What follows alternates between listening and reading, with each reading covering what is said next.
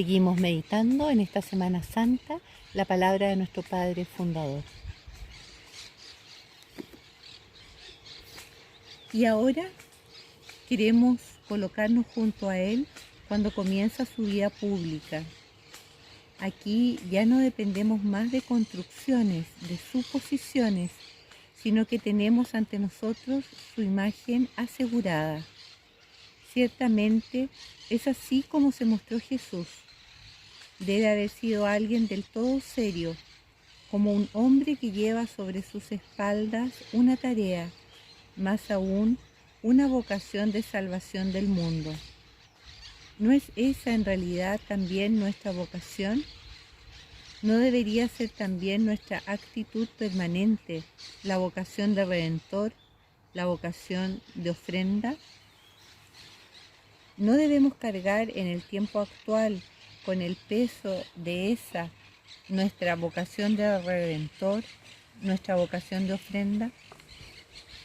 A pesar de todo, podrá ser que sepamos que así es, que a partir de esa actitud Jesús pronunció palabras serias, corrigió a los seres humanos con voz de trueno, pero una y otra vez resuenan en él una alegría, una jovialidad del corazón por la que nosotros, que tenemos dificultades y sufrimientos semejantes, debemos envidiarlo. ¿Qué quiere decirnos cuando nos dice en forma reiterada: el Padre está siempre conmigo? Él está siempre unido al Padre, siempre apegado al Padre, y esa vinculación a la voluntad del Padre, al deseo del Padre, reconocido como bien supremo, es una muy profunda y límpida fuente de alegría.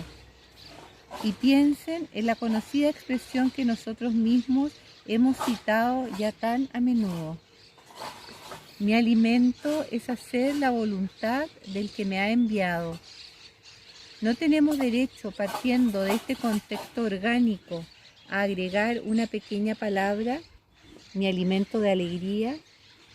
El reposar en la voluntad de Dios es su alimento, el alimento en el que encuentra placer. ¿Qué es esto? Es el sentido profundo de la alegría, mi alimento de alegría. Escúchenlo una y otra vez, sobre el trasfondo oscuro de la pesada y agobiante vocación de Redentor. Y a pesar de ello, los alegres sones que resuenan cuando dice: estoy cobijado en la voluntad del Padre.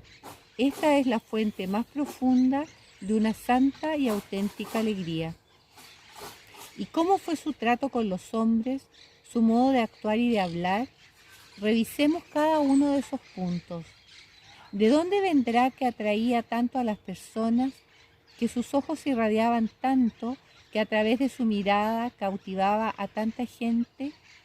¿No tendremos razón en sospechar que no solo sus ojos, sino toda su personalidad estaba envuelta en un brillo y resplandor muy particular? El que conoce la vida, el que sabe cómo se mueve y se transforma a los seres humanos, no tendrá dificultad en suponer con certeza que el misterio que emanaba del Señor y atraía hacia Él a los hombres era también, y no en último término, el misterio de la alegría que estaba encarnado en su personalidad. No solo a los jóvenes y las mujeres se dejaban vincular a Él, sino que también los hombres lo seguían respondiendo a una única palabra y a una única mirada suya. Y cuando más tarde las masas están tan electrizadas por su persona que lo quieren hacer rey, debemos comprobar cuánta atracción debía de irradiar su persona. Y con tanto mayor razón si meditamos sobre su vida. ¿Acaso no lo sentimos? Cuando está cansado, busca recuperarse en las montañas, en la naturaleza. ¿No es ella una fuente de alegría, un mar de alegría? ¿No supo Jesús ver esas alegrías y gozar de ellas? Una y otra vez descansa en la naturaleza, y las imágenes que utiliza nos advierten siempre de nuevo cómo él mismo está interiormente cautivado por la naturaleza y cómo nos quiere enseñar el arte de disfrutar y de apropiarnos de las pequeñas alegrías de la naturaleza. Si consideramos las imágenes que utilizaba al hablar, encontramos una gran diferencia respecto de San Pablo y de los otros apóstoles. En San Pablo son trazos gigantescos, mientras que en Jesús hay algo como de ama de casa, algo sencillo. Una y otra vez entra en las pequeñas cosas de cada día y de la naturaleza. ¿Qué imágenes prefiere? Las del reino animal y vegetal.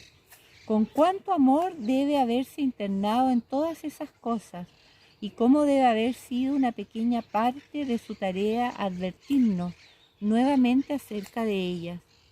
Habla de la gallina y los polluelos, de las aves del cielo que no tienen preocupaciones, de las palomas y las serpientes.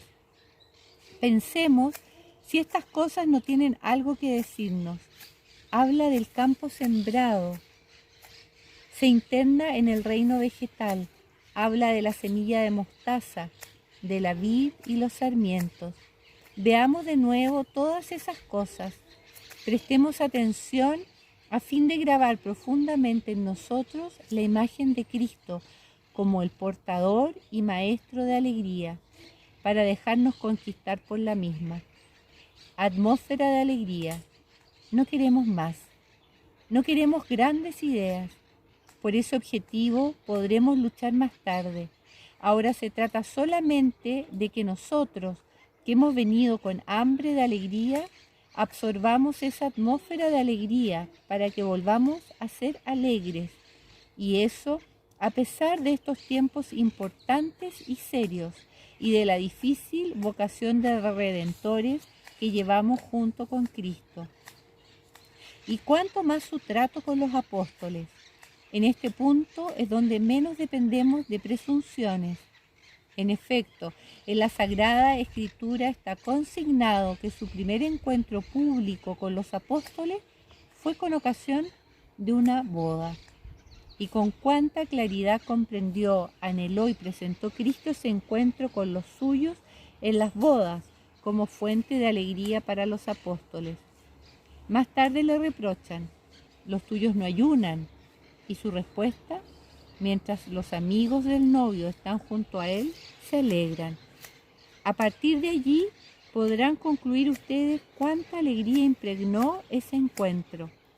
Además, vemos también cómo Jesús se alegra paternalmente cuando regresan de su salida apostólica, de su viaje misionero.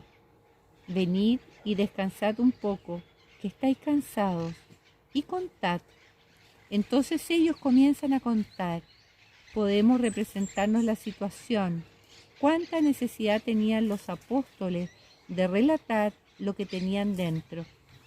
Y Jesús, con cuánta bondad debe haber escuchado y con cuánta seriedad resuena después. Ahí vemos al Redentor del mundo que lleva seriamente su vocación. Padre, te agradezco que hayas revelado esto a los pequeños. Así está Jesús ante nosotros en su vida pública. Ahora comienza su camino de sufrimiento. Por más que su sufrimiento haya llenado su alma de tristeza hasta el borde, no podemos imaginarnos que haya sucumbido completamente a ese sufrimiento sin alegría alguna. Pero no era una alegría dominical la que llenaba su alma.